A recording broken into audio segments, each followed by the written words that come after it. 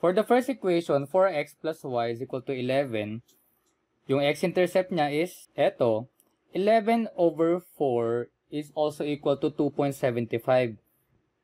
So, eto yung point na yan. And for the y-intercept, we have 11. So, somewhere nandito siya sa gawin na yan. Hi everyone, this is Eric Band and welcome back to my YouTube channel. For today's video, we are going to discuss a topic from Advanced Algebra, the systems of linear equations using graphical methods. So, without further ado, let's begin.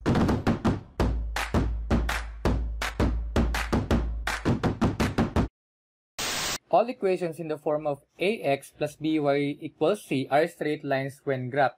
The definition of a linear equation can be extended to more than one variable. A set of equations considered simultaneously is a system of equations. Yung solutions ng system of equations natin must satisfy every equation in the system.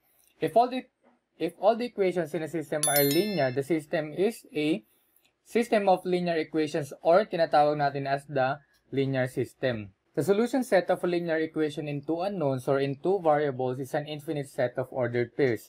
Yung graph of such an equation is a straight line. So, meron tayong tatlong possibilities for the number of elements dun sa bawat solution set of system of two linear equations in two unknowns. Meron tayong tatlong types of systems.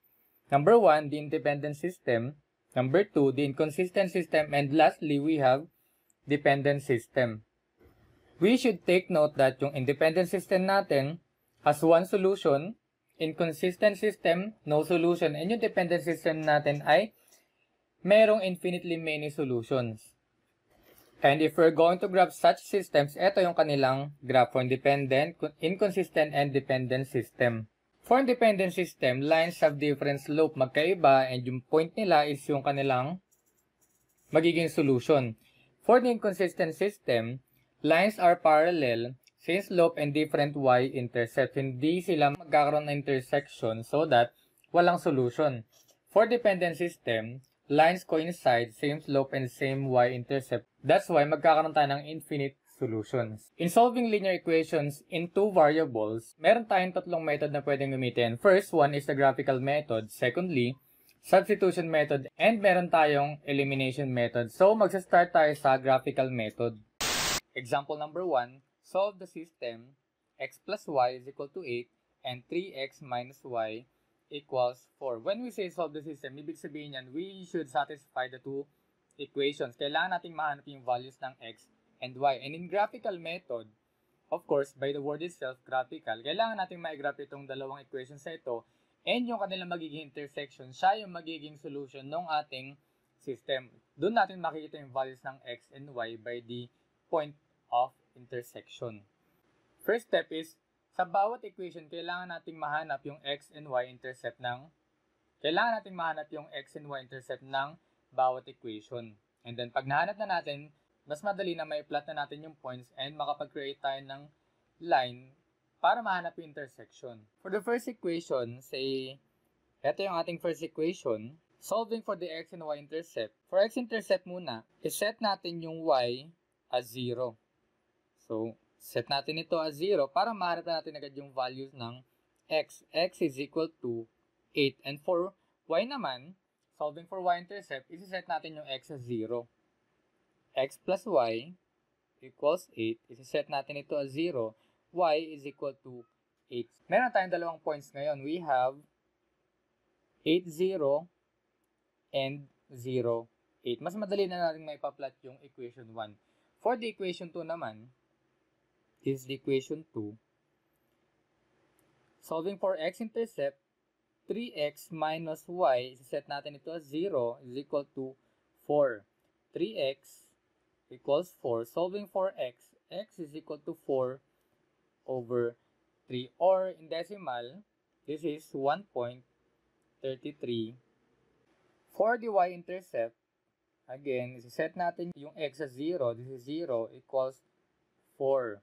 So, y is equal to negative 4. Since negative ito, pwedeng divide both sides by negative para makancel itong negative nito at mapunta sa kabila. Ito yung ating values. Ang points natin ngayon is 4 over 3, 0. And this is 0, negative 4. And kung ipa-plot natin ngayon ang dalawang equations na to, ito yung magiging result. So, for the first equation natin, since pareho silang 8, ito yan, 8 and 8. Pag ipinlat natin, this is the 0, 8. Ito yung 8, 0. And for the equation 2 naman, yung red na nakikita natin, ito yung point natin na 4, 3, 0 or yung 1.33. And nandito naman sa gawin na to yung point natin na 0, negative 4. And again, yung kanyang intersection, makukuha natin is eto, 3, 5. Siya na yung magiging solution ng system. Ibig sabihin, x is equal to 3 and y is equal to 5. Ito na ngayon yung solution of the system. And this is example number 1. Example number 2, solve the system 4x plus y equals 11 and 2x minus y equals negative 5. We need to find the x and y intercepts ulit ng bawat equation. For the first equation, say ito ang ating first equation and this is our second equation. For first equation, we have 4x plus y equals 11. Solving for the x-intercept, set natin yung y as 0 is 4x equals 11 and x now is equal to 11 over 4. Ang point natin now is 11 over 4, 0. For the y-intercept, 4x plus y equals 11. Set natin yung x as 0. Y now is equal to 11. So, ito yung kanyang values. And ang point dito is 0, 11. For the second equation, 2x minus y equals negative 5. Setting y as 0 to solve for the x-intercept, we have 2x is equal to negative 5. X now is equal to negative 5 over 2. Ang point is negative 5 over 2, 0. For the x-intercept, for the y-intercept, 2x minus y, setting x as 0, this is negative 5. Negative y is equal to negative 5. Y now is equal to 5 na lang. Since mawawala na yung negative na yan. And ang point natin dito is 0, 5. And next, we are going to plot all the intercepts. And eto na yan. For the first equation, 4x plus y is equal to 11. Yung x-intercept niya is eto. 11 over 4 is also equal to 2.75. So, ito yung point na yan. And for the y-intercept, we have 11. So, somewhere nandito siya sa gawin na yan. So, ito yung kanyang line, yung blue line. For the second equation, 2x minus y is equal to negative 5. Ang x-intercept natin is negative 5 over 2. So, ito yan. For the y-intercept, we have 5. Ito siya. And ipa-plot natin, makikita natin yung red line.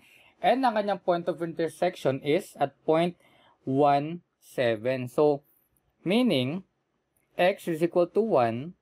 Ito yung y equals 7. This is the solution for example number 2. Yung point of intersection niya, siya yung values ng x and y natin. This is example number 2. Example number 3. Solve the system 2x minus 2y is equal to 10 and x minus y equals 2. Again, we need to find the x and y intercept sa bawat equation. This is equation 1 and this is equation 2. For x-intercept, 2x minus 2y equals 10. Setting y as 0, 2x is equal to 10. X is finally equal to 5, 10 over 2. And ang point natin dito is 5, 0.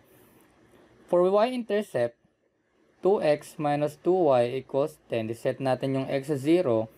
Negative 2y is equal to 10. Y now is equal to negative 5. We divide both sides by negative 2 para makancel ito. So we have the point 0, negative 5. And for the second equation, x minus y equals 2. For solving for x-intercept, setting y as 0, x is equal to 2. Ang point natin is 2, 0. For the y-intercept, x minus y is equal to 2. Setting x as 0, y is equal to negative 2. Ang point natin is 0, negative 2. And ipa-plot natin again, ito yung kakalabasan ng ating graph. For the first equation, yung blue line natin, ang x-intercept natin is positive 5. Ito yan. Ang y-intercept is negative 5. So, this is the line. And for the second equation, we have positive 2 ang x-intercept and negative 2 ang y-intercept. If we can notice sa graph natin, hindi sila nag-intersect. And tinatawag natin ito as an inconsistent system. So, walang solution to this system of linear equations as we have discussed dun sa introduction natin. Example number 4, solve the system x minus y equals 2 and negative x plus y equals negative 2. Solving for the x and y intercepts, say this is equation 1 and this is equation 2. For equation 1, x minus y is equal to 2. Setting y as 0 to solve for the x intercept, x is equal to 2. Ang point natin dito is 2, 0. And for the y-intercept, x minus y is equal to 2. This is 0. Y is equal to negative 2. Ang point natin dito is 0, negative 2. So, negative ito, divide both sides by negative 1 para makasalitod. Kaya naging negative yung 2 natin. For the equation 2, negative x plus y equals negative 2. Solving for the x-intercept, setting y as 0, negative x is equal to negative 2. X is equal to positive 2 na yan kasi divide both sides by negative 1. Cancel ito, cancel ito. Makakancel din negative dito, magiging positive na. So, ang point natin is 2, 0. And for the y-intercept, negative x plus y, setting x as 0, negative 2, y is equal to negative 2. So, ang point natin, we have 0 equals negative 2. And kung ipa-plot natin yung points na yan, we have the graph. Yung x and y intercepts ng bawat equation ay magkamuka. They have the same slope. Yung line nila ay nag-coincide. So, tinatawag natin yung system na to as the dependent system. And mapapansin natin, for instance, yung points na say 2, 0, ito yan. And itong point na ito. And other points na nakalagay dyan sa coinciding lines na yan ay sinasatisfy yung both equations natin. In fact, there are infinitely many solutions to this system of linear equations as we have said in the introduction of linear equations. So this is example number 4. And that's all for this tutorial video, guys. Please like and share, subscribe for more. Thank you for watching and see you on the next video.